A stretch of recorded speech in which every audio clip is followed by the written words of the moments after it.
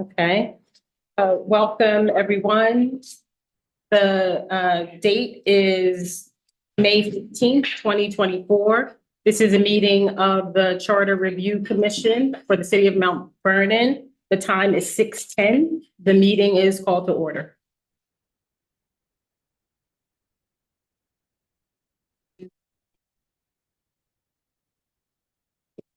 And of course, I lost the sheet you gave me, but I have. It's on the back. Oh. So I am Tamala Boyd, David Rogers, Here. Kareem Bell, here. Ronald Anderson, Here. Raquel Bennett, here. Brian Dwyer, Here. Anitra Headley. It's Hadley, H-A-D. Is it? Oh, this, okay, this is wrong. Headley. Mary Kingsley, here. Eileen Lambert. Dolores Slopes. Kevin Morrison. Ms. Lopes, can you come on? Yes, I'm here. Okay. Perfect. Your remote? Yes. Here and remote, correct? Okay. Kevin Morrison. Present. Haley Pilgrim. Here. Vanessa Ritter. Here. And remote, correct? Ms. Ritter, here and remote? Remote. Thank you. Monica Whiting Hogan. It's Hogan's. Hogan's. Yes. Kendra David.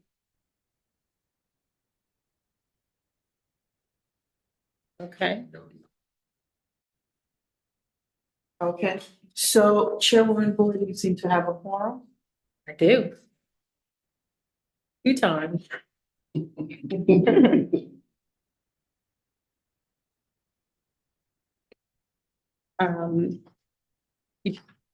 We're good to keep going, right? All right, so we want to welcome 2 new members we're very excited about. Haley Pilgrim and Raquel Bennett are joining us tonight for the first time.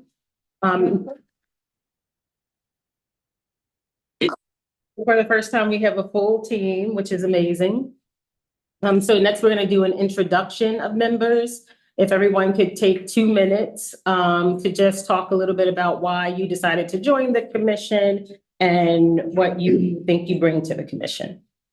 Start with the 2 new members? The 2 Why don't we new start members? Raquel? Okay. My name is Raquel Bennett. I am a resident of Mount Vernon, of course, and my family has been in Mount Vernon for quite a few generations. I'm an educator and administrator by trade, and my interest in joining the commission was to become more involved in the city of Mount Vernon. I do care about my home and what happens to it. I'm a property owner, and I want to see what the next chapter is for Mount Vernon. Thank you. Haley? I'm Haley. I moved to Mount Vernon with my husband a year ago. And so I thought what better way to get to know the city. I was really involved in Philadelphia. I was a committee person. And so I thought what better way to get to know the city than be on this board. And I also wanted to meet people like you all, civically minded folks, and get to expand my network and kind of make Mount Vernon feel more like my home.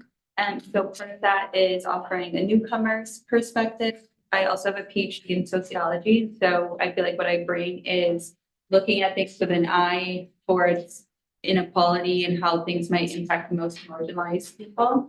And so I'm really excited. I have to sneak out a little early today, but I hope to meet all of you one-on-one, and I'm excited to do this work together. Why don't we come back this way? Sure.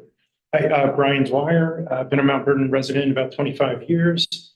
Background has been military, IT, project management, communications, kind of all over the place. So kind of a jack of all trades. So I think I can bring a lot of organization and structure to the committee and really jump to, as people said, help give something a little back to the city and learn a bit more about government and how everything works. Good evening. I'm Monica Whiting Hogans. Born and bred here in Mount Vernon. I am an accountant at Iona University, and my background is accounting and finance. I wanted to be a part of this review commission, as most. I wanted to give back to my community in Mount Vernon. I love Mount Vernon. I want to see it flourish. As they say, you should take care of home. So I'm here to take care of home, but also to learn what exactly the review commission does and how it's going to impact the residents of Mount Vernon going forward. My name's David Rogers. I've been a resident of Mount Vernon for over 20 years. My background in risk management, combination of insurance, finance, and law. I wanted to join the commission because I'm very active in the community. Definitely wanted to give back to the city, and I figured my skills in terms of being very analytical would help in this process. And he's also our vice chair. I That's- just wanna point out. Yes, yes. I'm Mary Kingsley. I was on the last Charter Revision Commission. So I wanted to join this one because I thought maybe it could be helpful to have somebody that already gone through this for quite a while. And I'm retired technically, but I sell real estate full time. I'm also a registered nurse and a permanently certified teacher. I have a master's in administration and in education. And I'm bilingual, first generation Hispanic. And I also worked in risk management for the Office of Mental Health, State of New York, and did special investigations. President of the Rotary here in Mount Vernon, soon to be out, soon to be the new president coming in. And I think like maybe even today or Saturday will be 26 years from when I bought my home here.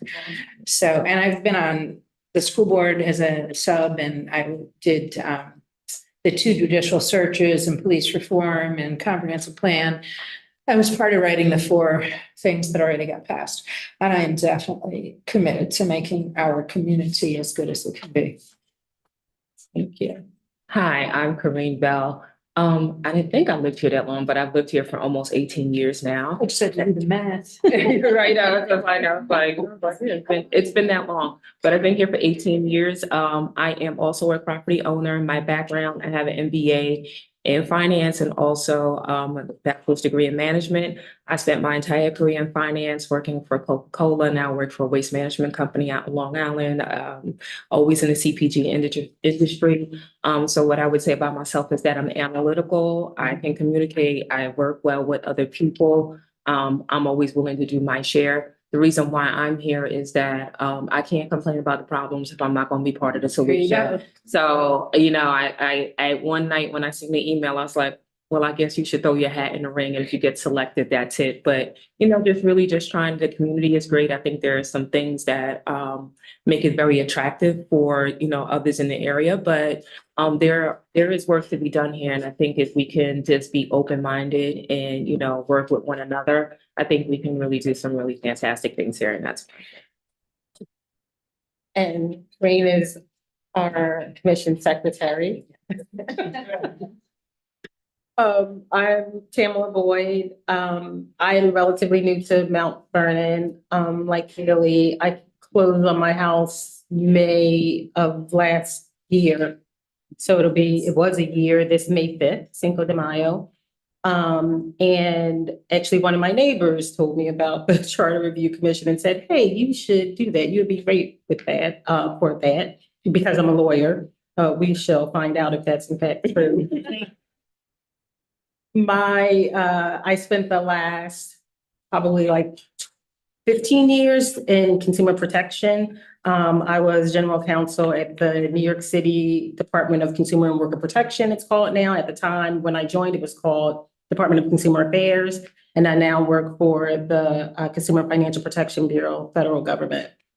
So hopefully that will add some value. And I joined because, like others here, I figured it would be a great way to contribute to my new community.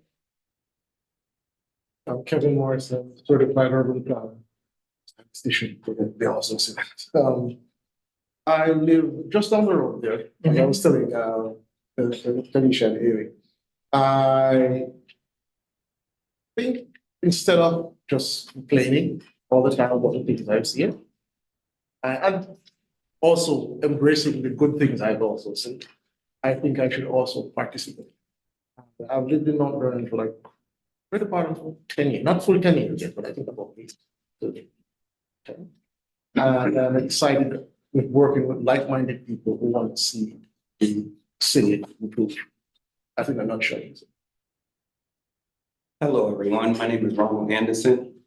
I am a director of Westchester County Parks Department. I love working outdoors. I love working with the public. Deal with them on a daily basis. Nice, short and sweet. The reason why I decided to apply for the Charter Revision Commission is like most. You either put up or shut up. I've lived in Mount Vernon my entire life, so I've seen the good, the bad, and the ugly. And I felt this was a good way to give back and do some good for the city. Now we have two members online, Chairwoman Boyd. Yep, but Vanessa, oh. No, she's doing the members. Oh, She and I will be. I got it. No, I understand. Dolores. Slopes? Hello, yes, hello, Dolores Slopes. I am a lifelong resident of Mount Vernon. I was born right in the Mount Vernon Hospital, right over there. I'm a lawyer. I've done litigation support, and most recently, in the past few years, I've been in-house counsel for 2 not-for-profits, and I've worked on constructing constitutions, bylaws, things like that. And I just wanted to bring those skills and to give back to Mount Vernon. Okay, and Vanessa. Hey, everybody. I'm a 22-year resident of Mount Vernon. My history is I've served as PTA president for a couple years at Pennington. I worked as public information officer for the school district for about 3 years under Judith Johnson. And then I was secretary of the former commission.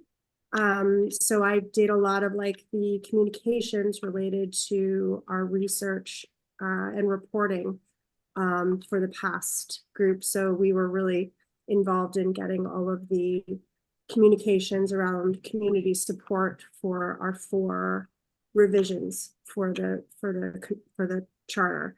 So I know very, very closely a lot of the things that we had come to conclusion about, and then also the obstacles that we were faced with. So I felt that that insight is going to be very helpful in this arena with new energy, which is great. And then I also, I'm a small business owner, and I'm on the board of the Chamber of Commerce in Mamaroneck. So it's good to have a little bit of insight from around different areas of the county as well.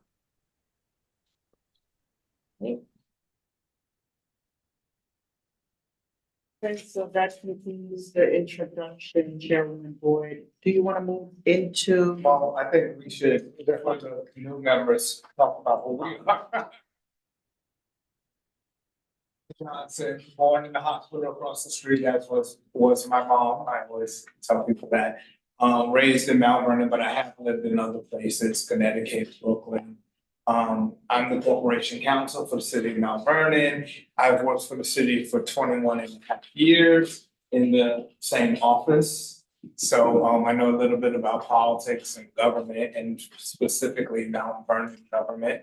My undergraduate degrees in business with concentration in management. Being a lawyer is a second career for me. I was a second level manager at Metro North prior to becoming a lawyer. I did work as an advisory member of the Charter Revision to prior Charter Revision Committee. So I'm back. I'm not the lawyer for the commission. I need to be clear about expectation management. We'll facilitate that. I know the mayor has identified some funds that we're going to use, but I'm certainly here to share my general knowledge and experience.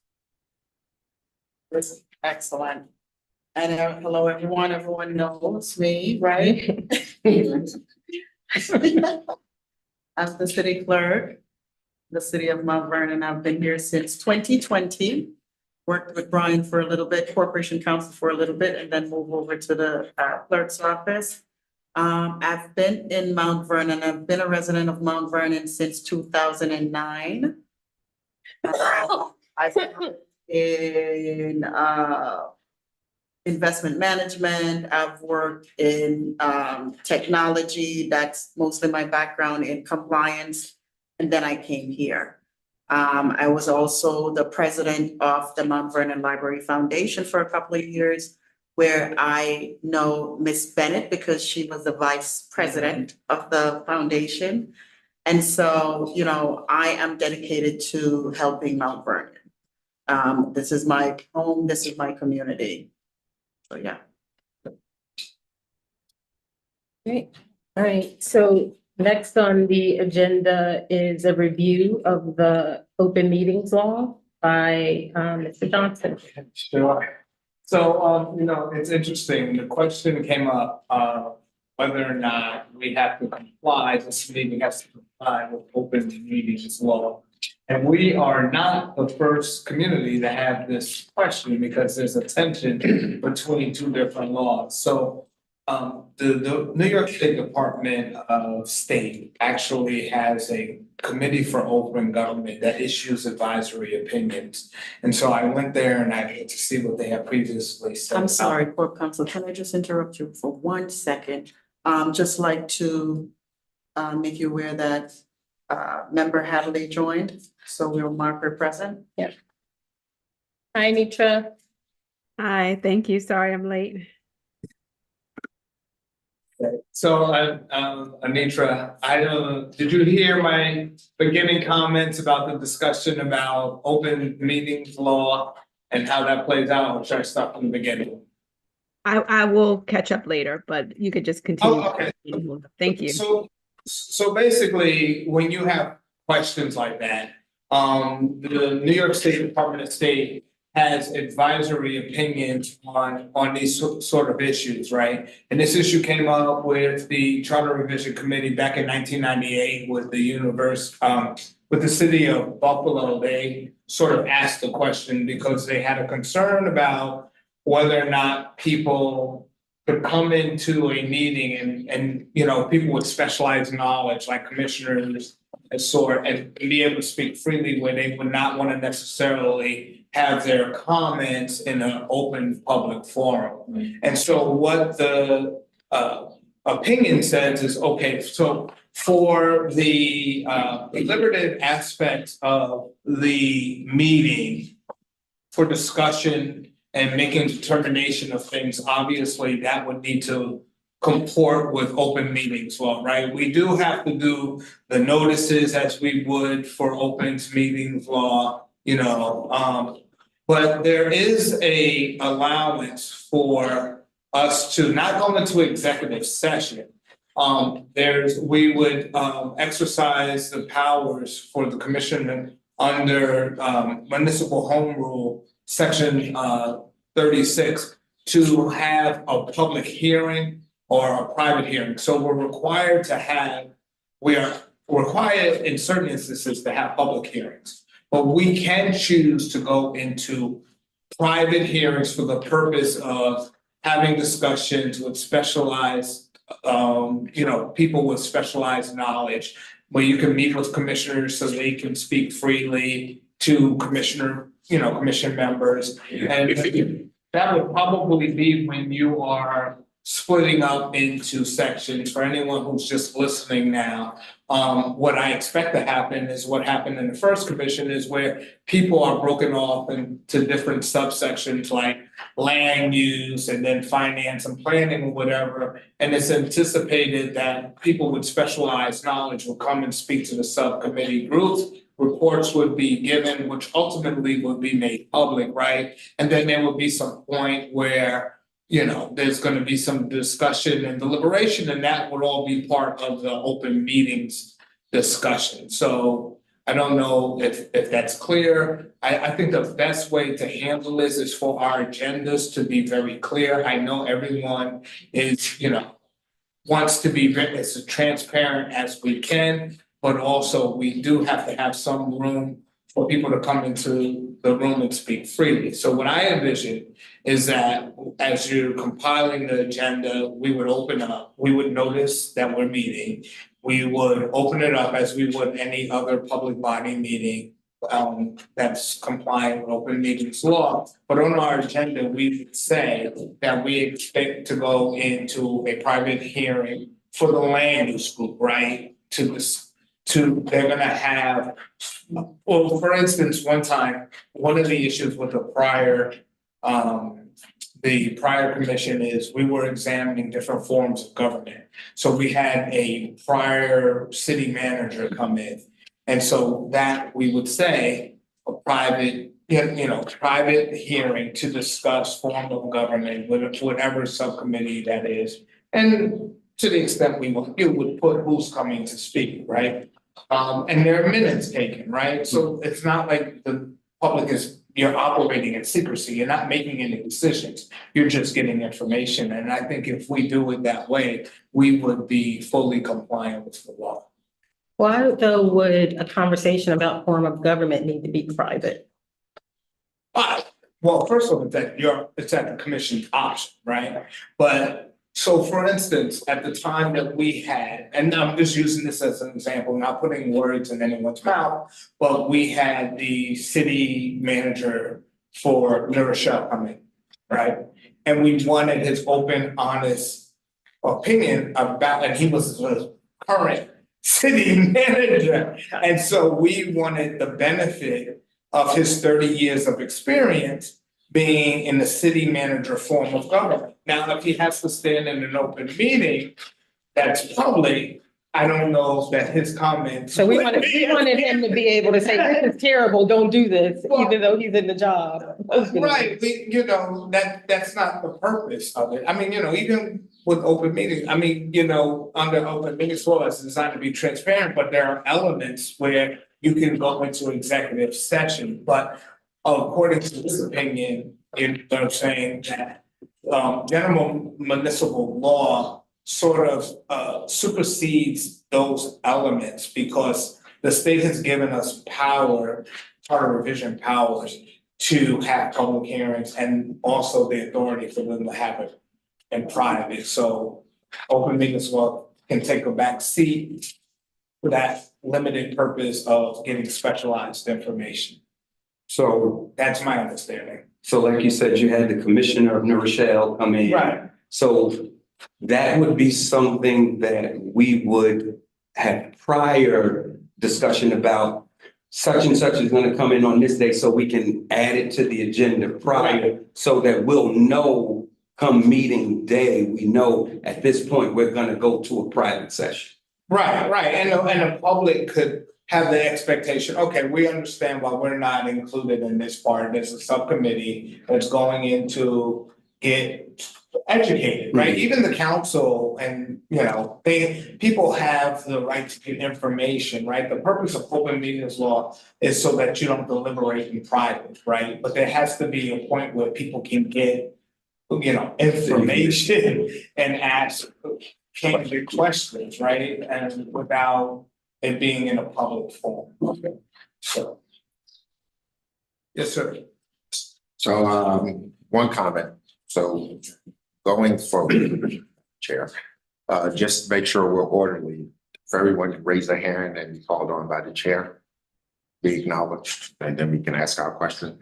So my question is, if Well, I have a question for you on that. Okay. Have we adopted the rules of order? Because that's the first order of business. You need to decide how you want to operate. Okay, so, also, yeah, do we have a rules of? We haven't adopted the rules of okay. order as of yet.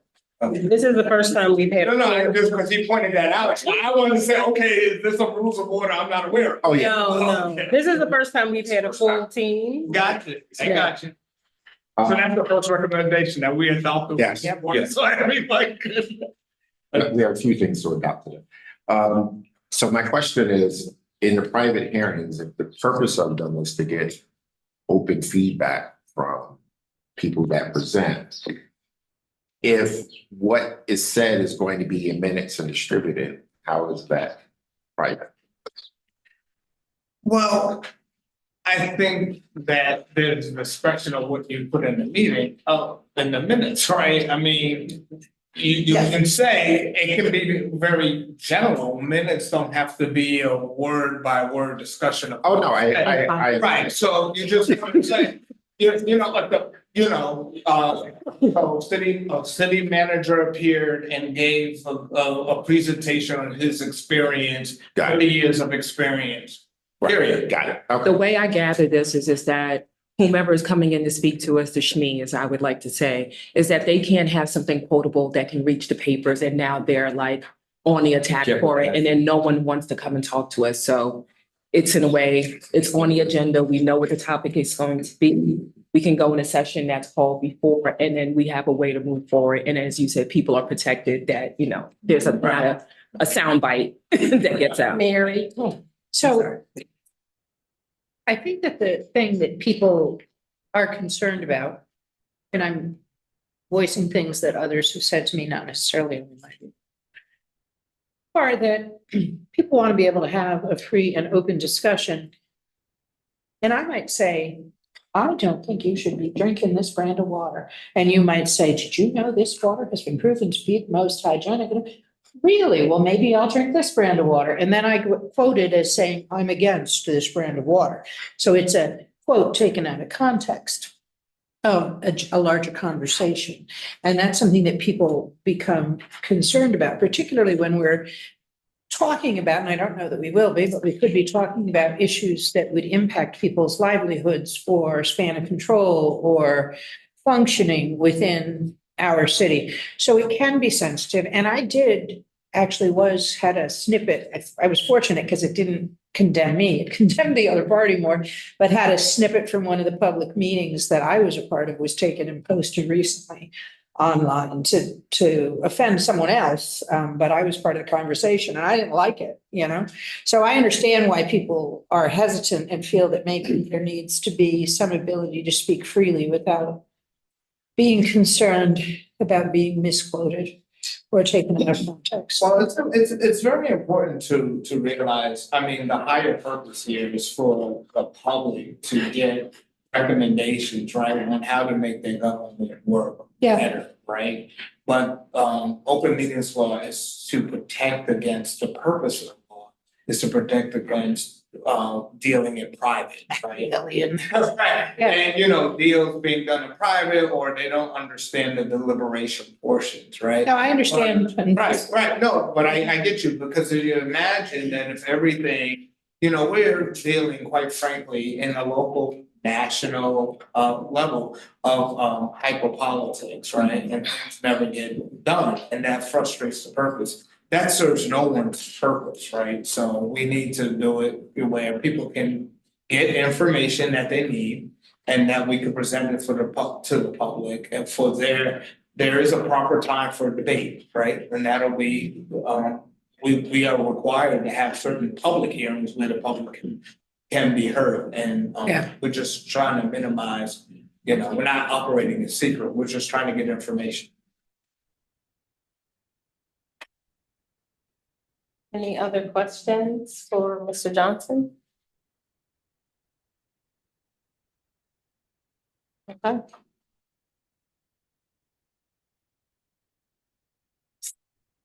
So I don't know if everyone, does Haley have the city email?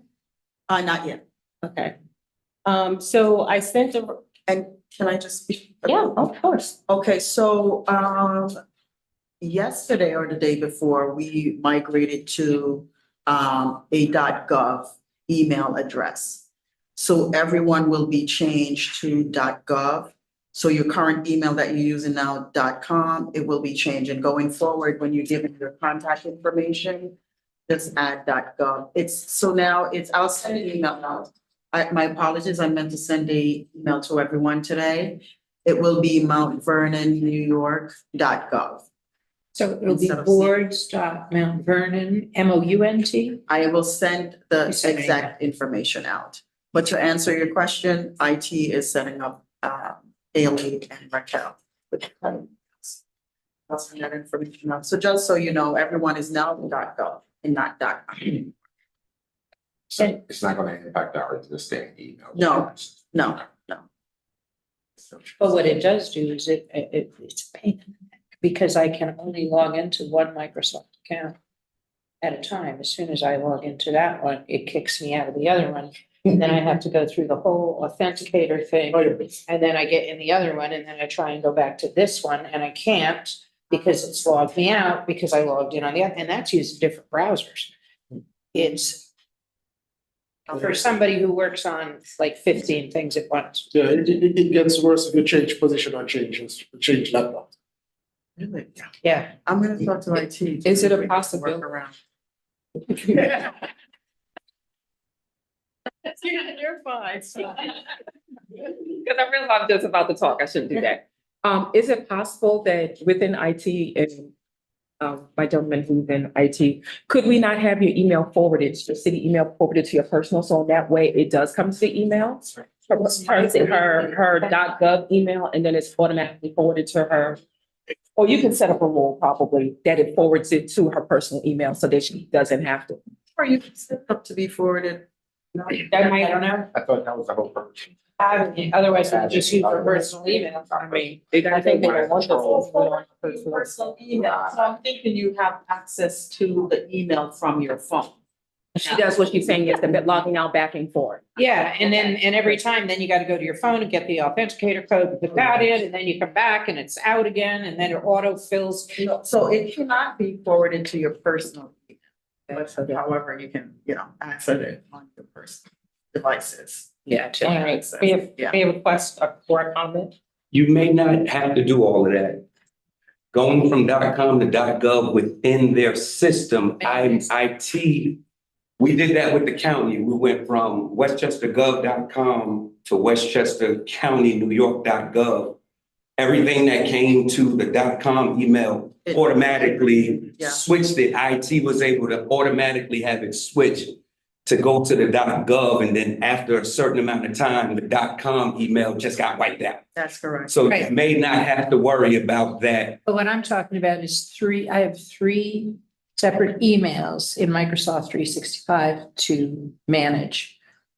Only one of which being for this. Yes. And when I go into this, it knocks me out of everything else. No, I know that part, but what I'm saying is for this email, you still probably gonna get knocked out, but you won't have any problem from the .com to the .gov. Yeah, no, I'm not concerned about that. That's not gonna, your issue is you have a lot of different. I'm multitasking. Yeah. And I'm working on several different projects at the same time, and if I get a phone call and the other one, then. On my laptop, That's not a problem. We can go. I just made this email. I know, sorry. Sorry, Mary. See, that's why we don't want to be on camera, because I'm Jesus crying. Can we actually have Anitra do her intro? Because I want everyone to meet her as well. So much. Yep. Anitra, we did like a 2-minute intro and said why we were interested in, why we volunteered for the commission. Oh, okay. Well, thank you all. Again, I apologize for being late. I was just coming from another meeting. And I heard Haley mentioned, I can't see exactly who's there, but welcome, Haley. Oh, hi, Haley. Can't wait to meet you in person. Very excited to have you on board with us. Incredibly impressive resume. So I think our team is filling out nicely. So I participated previously in the Charter Commission, the 2019-2020 Charter Commission. It was the first time I had done anything like that, and it was very busy and exciting, and then, also challenging. But at the end, it was incredibly rewarding because we were able to do something to help the city, I believe, function more efficiently. And that was by, reviewing the charter and suggesting recommendations to be for revisions, and then having those revisions passed by 90% of the Mount Vernon electorate. And so that was a very rewarding process. I was hesitant to join this time, to be honest, but I am incredibly inspired by the way the city is in the direction it's going in now, under new leadership all around. And so I'm happy to be able to support in whatever way I can, and to make sure that we continue to be, reflective as a city and in examining sort of where we are and how we can improve. And however I can, support that, I'm happy to do so. So that's my reason why. Thank you so much. Thank you. I just wanted to add one thing. So who from the former commission is on this commission? Is it just Anitra, myself, and Mary, And Eileen. Eileen. and Brian? And who Well, else? Eileen Lambert. Lambert. Oh, Eileen, I didn't see you. Hi. Okay. She's not here. Not here. That's why. That's why he was here. Cool. Okay. All right, so just a few things I wanted to make sure everyone knew, or I know everyone doesn't know. Last meeting, we decided on a twice per month full meeting schedule with smaller meetings happening between those. The meetings would be the first and third Wednesday of every month to make sure we don't clash with council meetings, which apparently are the second and fourth of the month. And Wednesday seemed to be the day when most people were available. So Wednesday, first and third of every month. And so that means now that we have a schedule, we can do someone else contact me about, you have a meeting tonight? Why wasn't it noticed? We can make sure that we post Yes, the meetings. absolutely. Yep. I sent around, and I'll send around again, I guess, to your personal email, because do we know when they'll get there? By tomorrow. By tomorrow. Okay, so tomorrow, after you get your city email, I'll send around again the code of conduct for comment, and I'll add, because I didn't draft it as rules of engagement. I'll add the rules of, or our chair, vice chair, whose idea was, you can send me what you think should be the rules of engagement when we're having meetings, and I'll add that. If you guys could please look at it. Let me know if you have any comments or changes. You can redline it, send the red line to me, or just comment. It's really about how we conduct ourselves as part of the commission. Things like avoiding conflicts of interest, professionalism, participation. I think one of the comments I heard last time was that there was sort of sometimes a lack of participation, and then people would show up to vote after having not really participated. And I'm hoping that, we don't fall into that we'll all be full and contributing members. So if you could look at that and let me know if you have any comments. The other thing that was attached was a potential list for the advisory board. People threw out names at the last meeting. I added some other names. A lot of the names are people who expressed interest in the commission, but we didn't make it on. We know that they're interested. Some of them have very interesting backgrounds. I included the background in that spreadsheet. So if you could take a look at that and just let me know your thoughts on that as well. If you have any additions. Did you want to say something?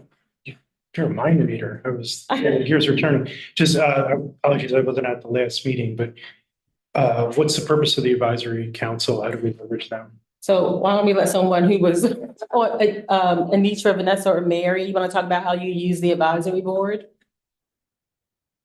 I can address that. Then I also, if you don't mind, I had a technical question and then also another question that I missed. So the advisory board, the last time we did it, because we're limited to 15 members of the commission, the advisory board was a way for us to fill some of the committees, like people could come in with their expertise and volunteer in the committees without actually being a voting member of the commission, if they had interest in the work. And because I believe Chair Tamala mentioned that we had people who were interested in the commission, but that, we had met the threshold for active participation with the 15, that, if we can find a way for people to still be involved and active, then, we can do that. And so they won't be able to vote, but they will be able to participate and help, staff the commissions, and then also, staff the committees. And then also, because again, as mentioned, sometimes people get busy and they can't participate. It's always good to have extra people who can participate so that we're never really that short on people who can actually do the work. And then Mary or Vanessa, whatever you want to add, but I just had a technical question on the document when you said to redline it. Is it possible for us to use, and I don't know if everyone's familiar with this, but like Google Docs, because I was trying to actually add comments or like make notes on it, but I wasn't able to do that. And I can also follow up offline if that's more helpful. Yeah, I can put it, and maybe you can do it here, and please tell me if this is wrong. There is a whole universe in the in 360. I think if I put it on SharePoint, you can do that. You can also do it in your own Word, but it's probably easier to do that. So why don't I try that tonight? And you guys can all check SharePoint and let me know if you can't do it that way. I think you should be able to. Yeah. If I load it on, it also in Teams. you can also do it in Teams. Yeah. Teams. Okay, thank you. And then the other question I had is I acknowledge Haley, but I realized we had a 14th member join. And just because I missed it, I apologize. Who was the 14th member? Oh, Cal Bennett. Oh, Grace, welcome. Thank you. I look forward to Thank you. meeting you in person as well. And 15th, actually, we're a full 15. Yeah. And I'm raising my hand. Oh, I can't see. I know, that's why I said I'm raising. Also, as far as the advisory committee went, you know, we did have some very involved advisory committee members, and one gentleman that was really helpful didn't actually live in Mount Vernon, but was a long-term Mount Vernon resident. He brought a wealth of information. So there was that effort with the advisory committee as well to bring in people that maybe didn't fit the criteria per se by virtue of having moved or. So yeah, that was really helpful. Some of the advisory committee members did as much, if not more, work than some of the commission members. So it was great to have. So, I mean, obviously look at the list, and if you think that there's something like that, it would be valuable, like thing. And then how did you do like letters of invitations to them, or did you just do it unofficially, like? To the advisory Informally, committee, right, they were formally invited, no? Yeah, Vanessa was the secretary. She did. Okay. Yes. So, There were letters that were sent out, like a lot of like the elected officials that came and testified. I mean, we called it testimony, like they testified. And we would ask, they were like a panel based on the different subcommittees, and we would ask them questions based on our focus. And I have copies of those letters if you'd like to see them. You know, just from a standpoint, it's all in that report, which I hope everyone has had a chance to review, because there's a lot of detail in there, the actual report that we pulled together. great. So if by our next meeting, well, preferably actually before, so I can have it ready by our next meeting, if, you know, you guys can look at that list, add to the list. And if you can look at and comment on, after I put it on SharePoint, the code of conduct and rules of engagement, I'll call them for lack of a better, I looked at the code of conduct already. There's one. Like today. You have my book? Yes. It said something about not discussing anything with people who may have an interest. May have an interest of political or otherwise of. I think it's informed, like, not to give testimony, like, people can do that to give testimony. I think the point behind that, and again, if you have a comment about this, please put it in the SharePoint document. I think the point about that one is appearance and propriety, like not looking like you are here to like advocate for someone's agenda. But we, you know, routinely found that people wanted to speak with us about what they thought They can about speak with you charter. about what they think. Yeah, and I also have personal relationships with a number of these people. So that makes it really tough, you know? I don't think the issue is them telling you what they think or giving you their opinion. I think the issue is then you discussing what we're discussing. Right, I here think then we with need to look at the verbiage there and maybe make that a little Yeah. clearer. Yeah, because I just was like, oh my God, does that mean I can't talk to so-and-so? No, Sorry. make the note and I will. Madam Chair, I just want to go back to, I know we decided on our meeting, how are we going to handle holidays? And I ask because the third Wednesday is Juneteenth in June. And the first Wednesday in July is July 3rd, leading into a holiday. So just something we could start thinking about is moving. Very good question. Yeah. very good. you know, and those may be, you know, we might have to move it to a day when not everyone is available, so we can still meet. Wednesday was the best day, it wasn't the only day, it was just a day with the most availability. So I think on those days, thank you, everybody. On those days, we will move it to like a Tuesday or a Thursday, and who can make it, will make it. Okay. What I could do is provide detail on the first and third Wednesday, at least for the rest of 2024. So we can kind of have a visual of what that is. And then if we need to move it, you know, just make if it's day before federal holiday, then, just suggest that we may want to change it to a different day. That would be great, because the other calendar we want to do is to the extent we can, the invitations to people to come and talk to us. So we want to plot out those meetings as well.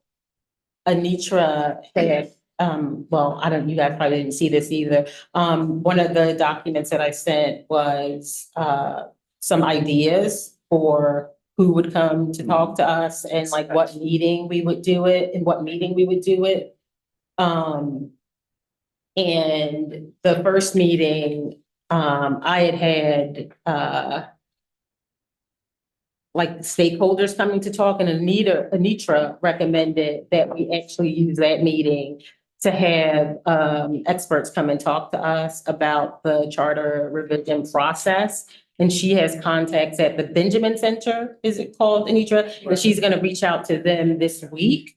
So I think we'll use the first meeting to just get our bearings on that. I think that's a great idea. Who?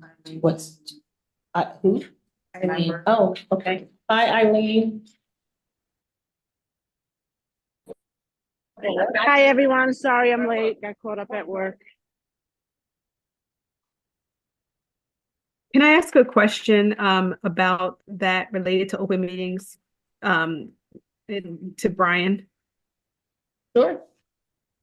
So like, for instance, in this instance, I reached out directly to Tamala to say, like, I think, this is a suggestion for how we may want to do this.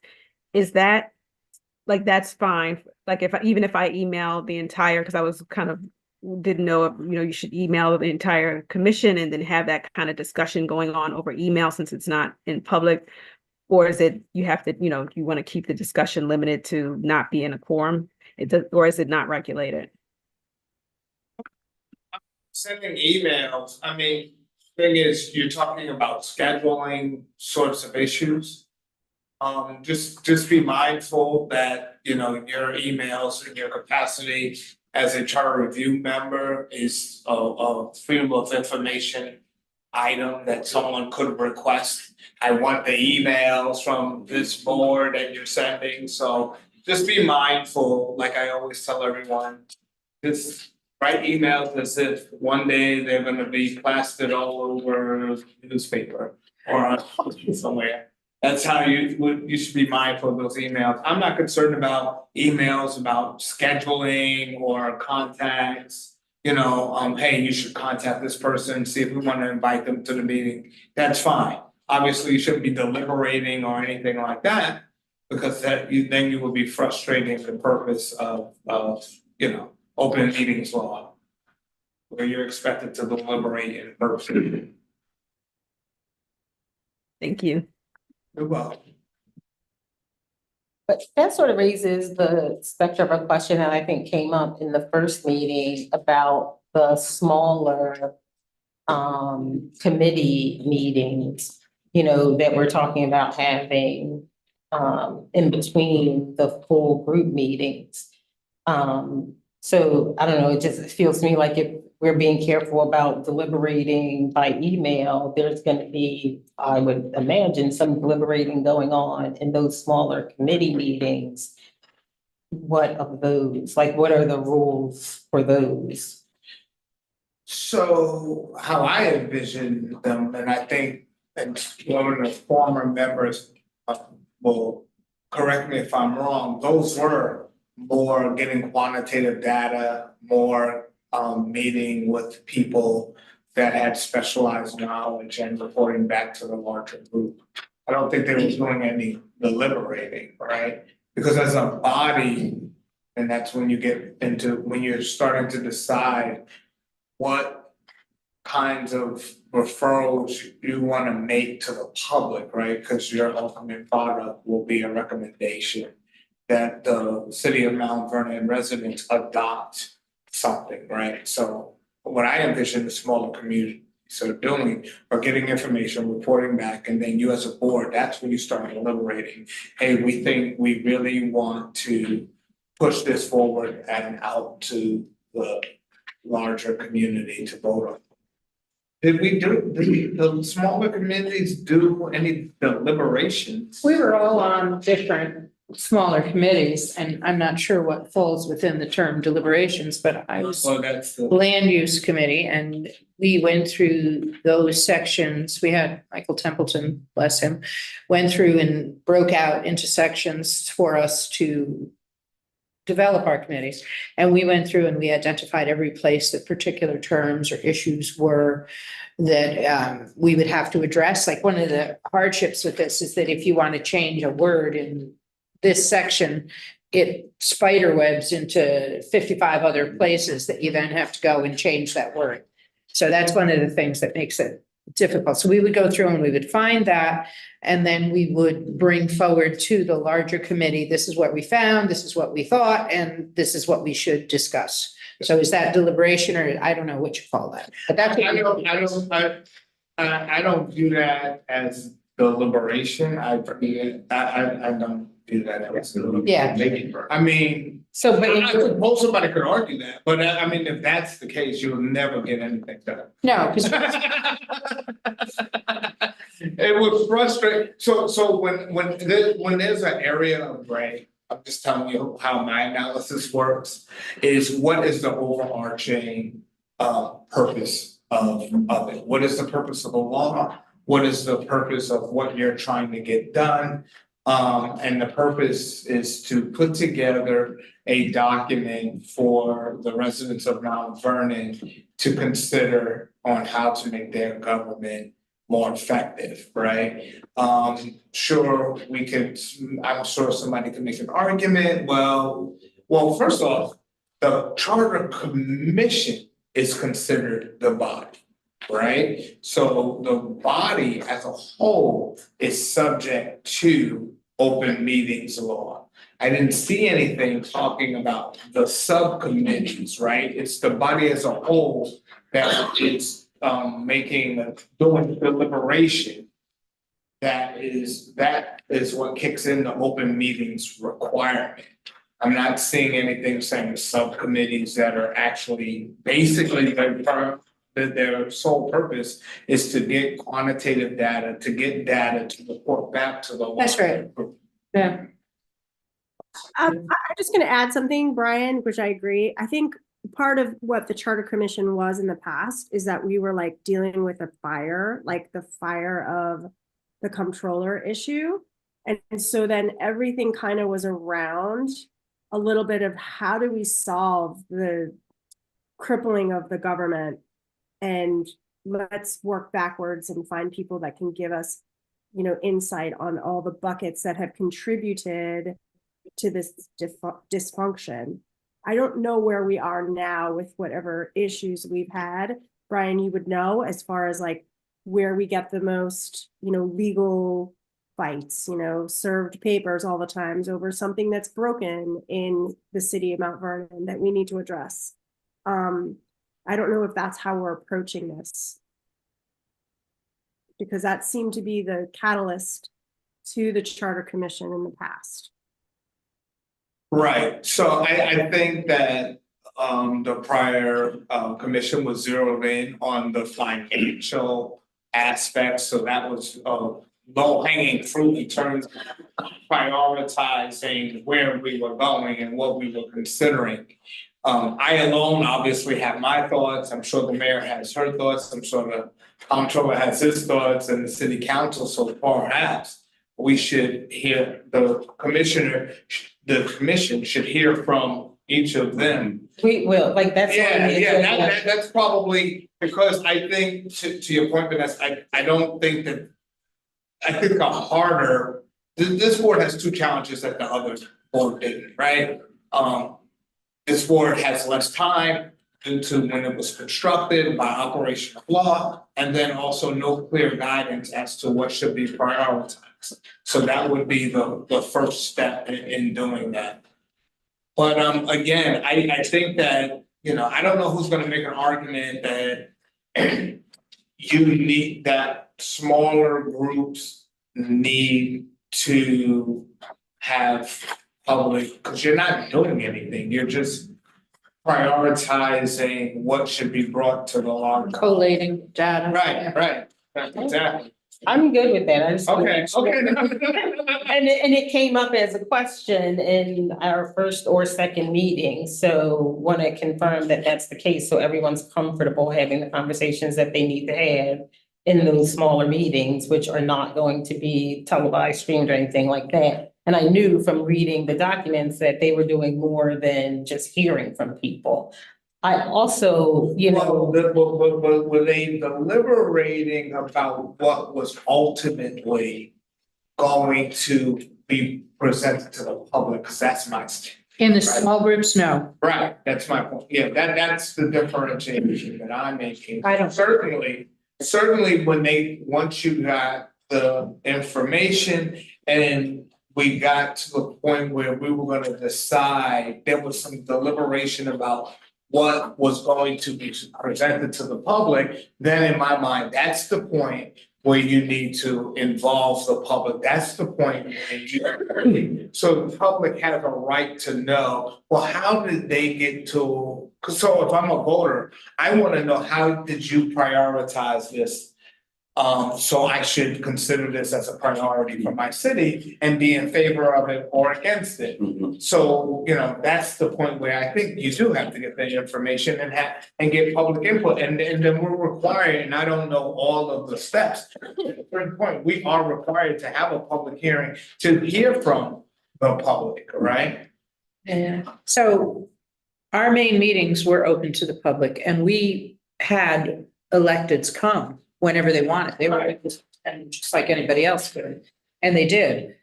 We did not have direction from the electeds about what we should address. The need to address the controller was a screaming need for all of the citizenry, because we were basically paralyzed by what was going on. So that was our determination, and the two ballot proposals were clearly directed at that, with audit and financial quarterly reports.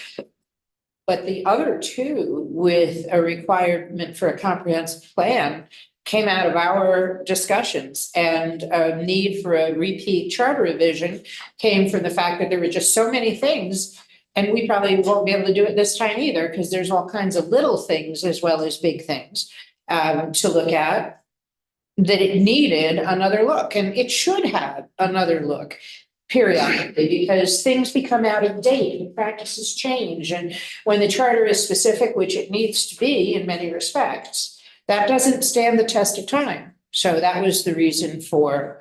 So following the first meeting, when we get the, you know, here's what a charter revision committee looks like and what it should be doing, we will have a series of meetings where we hear from elected officials, where we hear from department heads, where we hear from the public about what they see are the issues. And, you know, I've already been through the charter once. and made a list of things that jumped out at me. It's the cover document to the one I sent you guys. I think you should look at that. Again, it's what jumped out at I me. thought that was the agenda. I saw that. There, it's at the bottom. Yeah. Right? But I think we should, after everyone has had a chance to look at that, we should talk about that. And I also went through, this was yours, Mary, whatever that long document was. Sorry. No, I mean, long this way, not super, not, thick. I have a lot more. I never. And, the 10 things that you guys listed Yeah. that you thought, the next They're looking commission at, yeah. could look at, so, have that too. So I think we should go through all that, but I think it would probably be better to do that after we have those 3 meetings where No we question. hear from other people about what they think the issues are. So we are gonna do that, since we don't have, well, some people might argue that we do have pressing issues, but nothing pressing like the. Nothing like it was. Yeah, that nothing was like that. insane. We got a little bit off course. Any more questions? That's good stuff.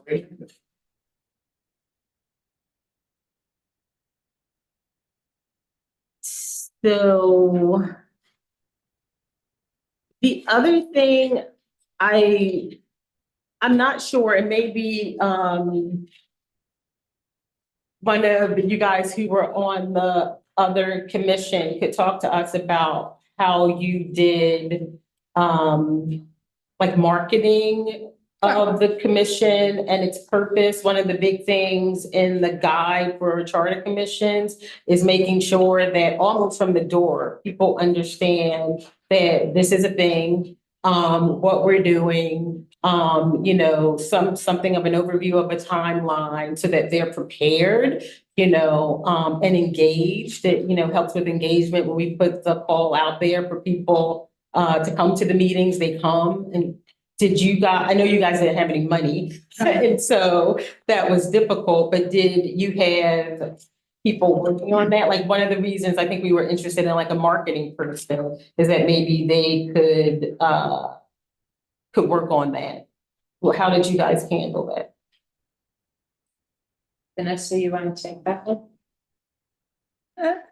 Sure.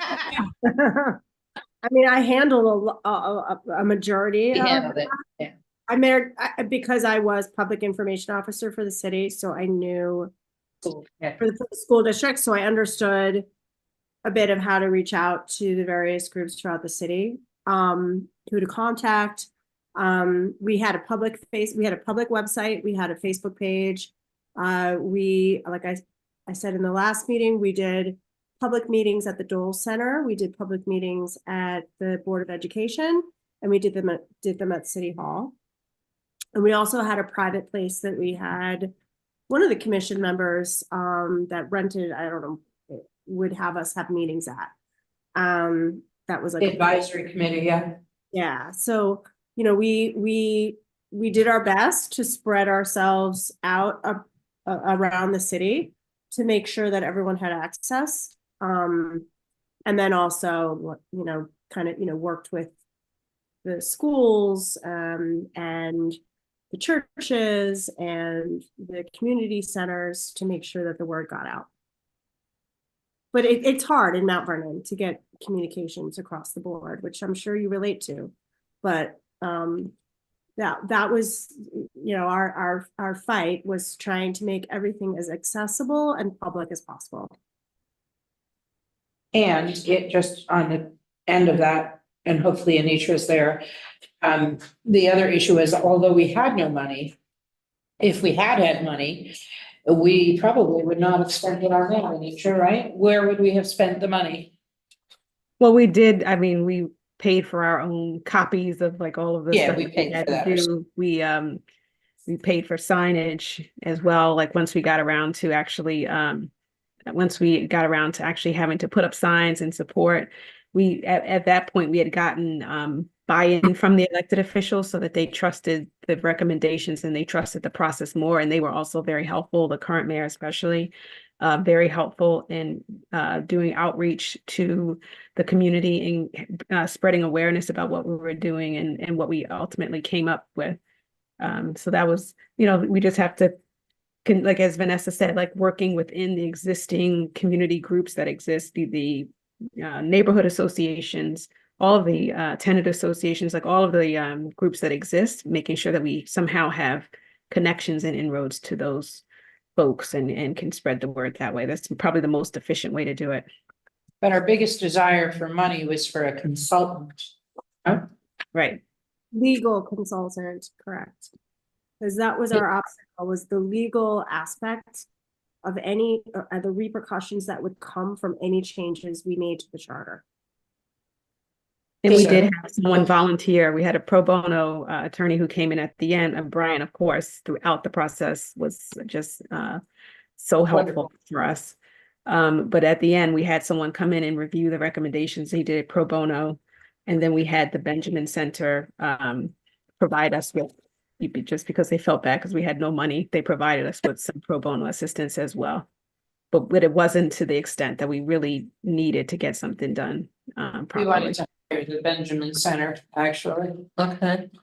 David, Are we allowed, once we get the meeting calendar in place, are we allowed to, can the cities, like they do the email blast Email now? blast. Absolutely. Can the city do that? So Yeah. we can do a little square on what the commission is and hear our public meetings if you want to join us on these days. so I think the where I was going with this, I wanted to hear what you guys did before is, do you think that this is something, we're gonna wait until after we have the first 3 meetings that form the substantive subcommittees?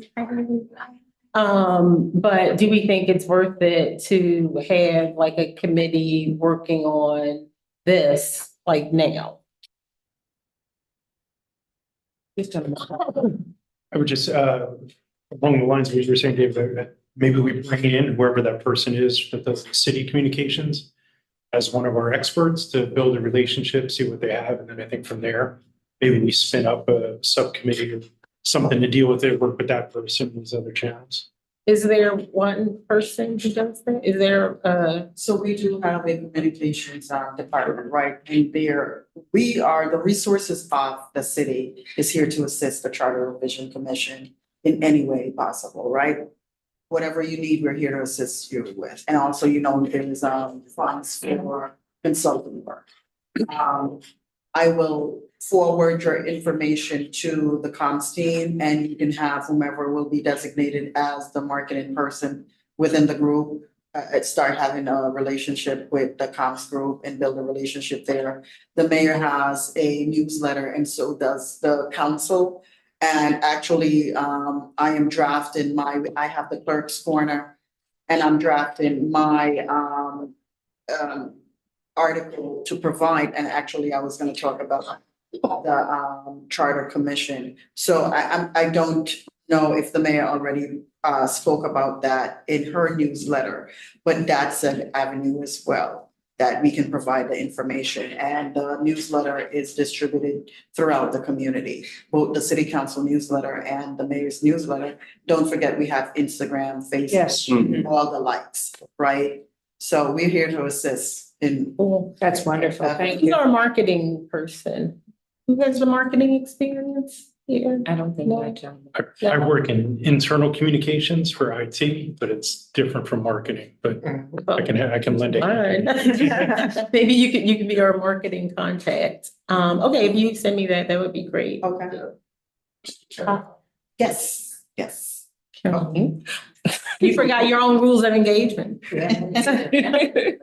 I'll just try to make sure that I'm following through with proper protocol. So we talked about not having the substantive subcommittees until we have the first 3 meetings, but would it not be best to try to get the those who are going to be on the advisory board so that they can hear the message the same time we do and have that established? So if we know who we want to contact, I think it would make sense to me that we kind of identify those folks, bring them in. So then when we're having these discussions, we can kind of figure out what our subcommittees could be. Like we talked about, communications is one of them, and probably logistics about some of the meetings. So that those who have the expertise can either join those committees or those who have the interest. So that when, we're not playing telephone, everybody's hearing the message at the same time. Absolutely. You have the list of, I sent it last night, of the potential. So that's what I need you guys to look at, add to, comment on. We can get that nailed down long before we have our first meeting and people are coming to talk to us. So How that's in your how court. many, I'm sorry. How many are we putting on the advisory board? We said it's in as many as we needed. Yeah, I think there were, I think I counted like 16 that you guys had last time. Is that right? May have been. You may need to get a bigger room. Because it's 12 on this list. It's yeah, this 12 one. on the list. But I think they had a lot more than 15 on this.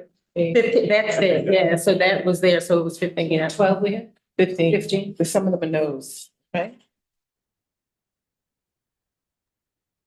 Can I So I don't know if that's the final list. Oh, I'm sorry, Vanessa. No, Vanessa. I just wanted to ask, because I think it's really important to make sure everyone has read our former report, because I think that's gonna help us a lot with like where we go from here.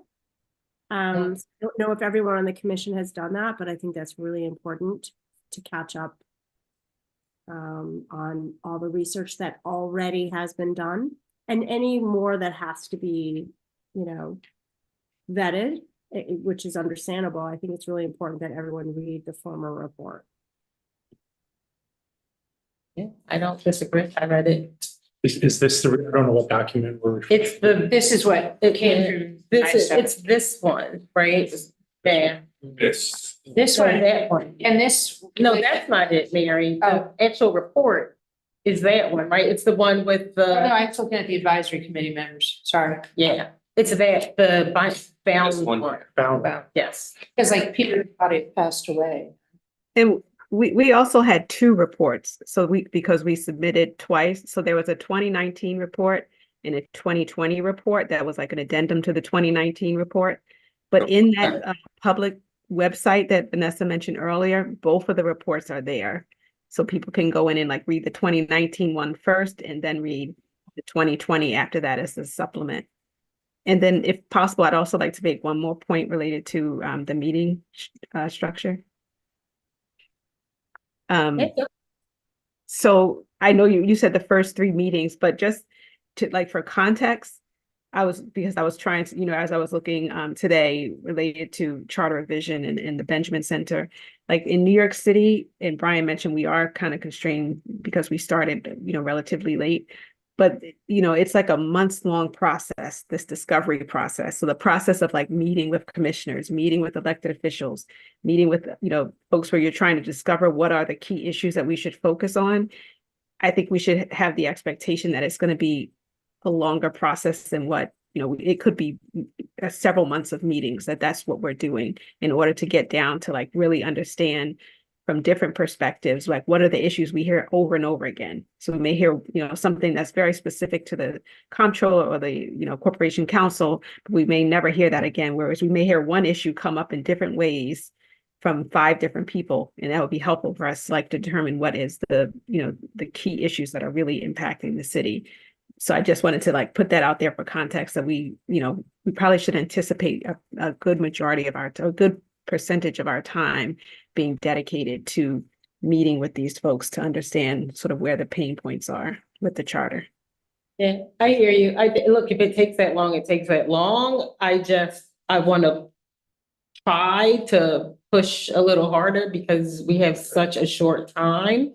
So it's going to take as long as it takes, but we will try to use the meetings that we have to collect information if we can. What is the time frame? Mary, gonna go Under through the law, Brian, you jump on me if I'm wrong, but we should have a year and what's May, June, July, August, September, 4 months, right, in nature? Because by September, it's got to be done, because that's when you got to be August. Yeah. That's it, because it goes, the maximum for any charter revision is 2 years, but that's only if that commission starts immediately after the election, then you can get 2 years out of it. But you have to be done, so we're, 7 months past, 8 months past the election already, so take that from the 2 years. And then you got to be done before the election. You've got to be formulating, drafting, copying, delivering, translating, and all that takes a while, so you have So to like have that. several months before. You have to have that done, yeah. August, you said, is that when we finish? Right, I this? think August is due to the Board of Elections in August. Yeah, there's a requirement for the Board of Elections when things, and we took it to the And wire. we have to get ahead of that. We have to get ahead of that because we had a really bad experience the last time.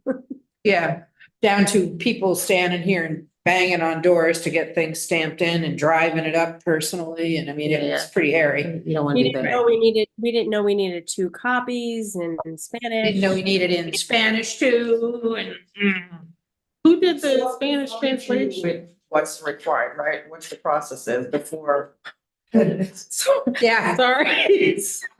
Who did the Spanish translation? Save some money for that. I did the Spanish translation along with a gentleman in Spain. It is very difficult to translate legal things. Yeah. Especially, we had such trouble trying to find the right word for charter. Because it just isn't the same thing in Spanish. We went with carta, but it took a lot of effort, and I paid him myself. We paid our own, we paid. But We I all think the paid. upside is that we have the knowledge now. Like before, we were told Yeah. stuff last minute. There was a lot of like circus stuff going on. But I feel like we have the knowledge now, so we can plan early and accordingly. We didn't have the Absolutely, foresight and the knowledge. we won't be like, I'm at midnight talking to Spain, you know, what I mean, it won't be like that. Now we know. August 25. And it was a circus, Eileen. I agree completely. It was. So one of the things we're gonna do is the calendar, and we'll include that on the calendar and give ourselves some pad room. Yeah. So we can see really what we're talking about. And that's why it makes me paranoid to think about, getting information from just a few people taking months. So like, we'll try and plot that out, and as soon as we can, we'll start putting out those invitations and try and get as much in as we can. But I hear you, I understand. And it'll take as long as it takes. Yeah, and one of the reasons why we only dealt with the things that we did, because it's just no way. Yeah. Okay. I mean, just to back up what you're saying, I think you mentioned prioritization before is going to be key, right? Exactly. I think what we're saying, sooner rather than later, we at least need that high level timeline. Those key milestones we have to hit, right? Back it up from whatever it starts. And then let's get we had a- these first meetings in quick to figure out, because we're not going to solve everything. So what are the handful of things realistically Exactly. get done, right? Exactly. Drive that. And I think the other thing too, to identify earlier is, translations key. We heard about, consultant, anything we know right now that we can earmark that we're going to need funds down the road. Yeah, I wrote down To translation. start putting that out there that, hey, this, if we get any money, this is where it's going to go. Unfortunately, we have money. Right. So, we'll know, we mark translation down as one of them because we're not doing the midnight Spain thing. Yep. And we should think about what else, you guys ended up needing in the end, like really needing that we need to pay for. We know we want to have money for like council, but what are those things that you suffered from in the end and ended up having to pay for yourself that we can make sure we earmark funds for now? We had a little timeline. Did you get a copy of this? No, I don't think so. Just as a guideline, of you may want to just take a screenshot of that. Is there something you can scan to us? Hmm? Is there something you might be able to scan to I us? shouldn't say. No, it should be. You're not gonna want to do Okay. exactly that anyway. It's just. Right, I'm just saying, just so we could. Yeah.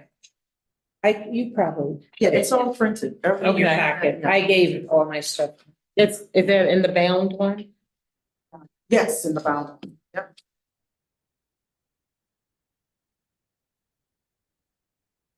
Okay. You want a copy? If it's in the bound one, I have the bound. Okay, thank you.